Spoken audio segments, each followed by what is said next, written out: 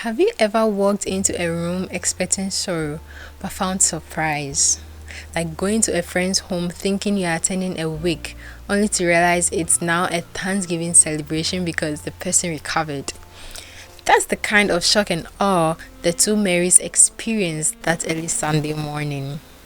After the Sabbath, as the sun was just rising, Mary Magdalene and the other Mary made their way to the tomb.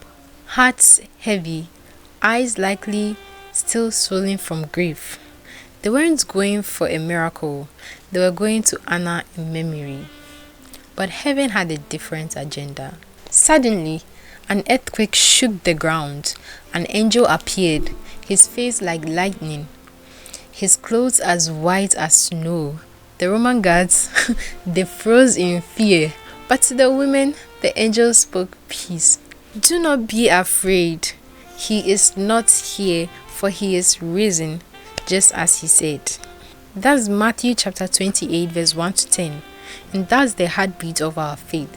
You see, in Ghana, we value those who show up not just in good times, but when it matters most. These women had stood by Jesus in life and now in death. They followed through the trial, the cross, and the burial.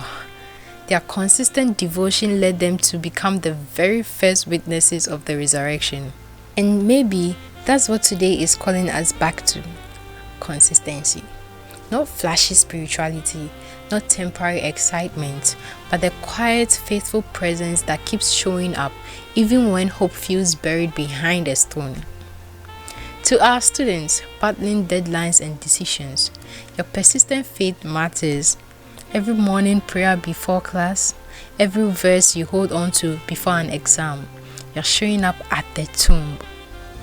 For parents and workers juggling rising costs and silent burdens, your unseen faithfulness is not lost on God.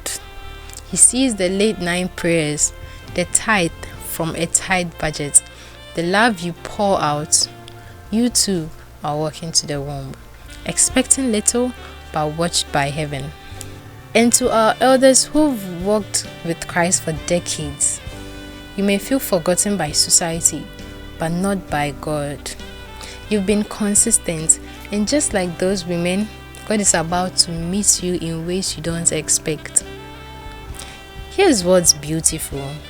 The angel invited the women to come, see the place where he lay, not because Jesus needed help getting up, but because we need to see that he is no longer there. Some tombs in our lives, failed dreams, disappointments, losses, we keep revisiting, expecting death. But Resurrection Sunday says, look again.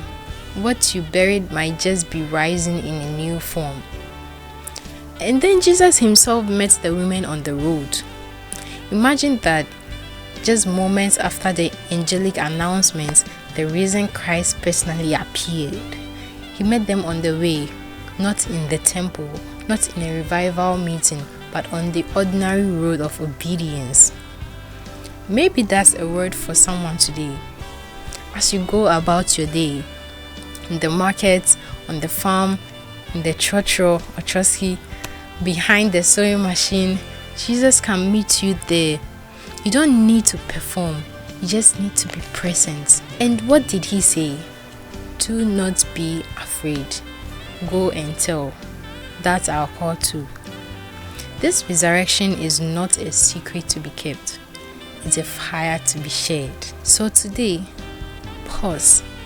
Take in the power of the empty tomb. Ask yourself, who needs to hear that Jesus is alive? Who around me thinks their story is over when God is getting started? Whether you're a preacher preparing your Easter message or a teenager wondering if God hears your prayers, the tomb is still empty and Jesus still lives. Here is a charge. The resurrection of Christ is the good news that Jesus has fully accomplished the work of our salvation. Share it with those who are yet to know it. Here's a chorus from SU to remind us that He lives. He lives. He lives. Christ Jesus lives today. He walks with me and talks with me along life's narrow way. He lives, salvation to impart. You ask me how I know He lives within my heart.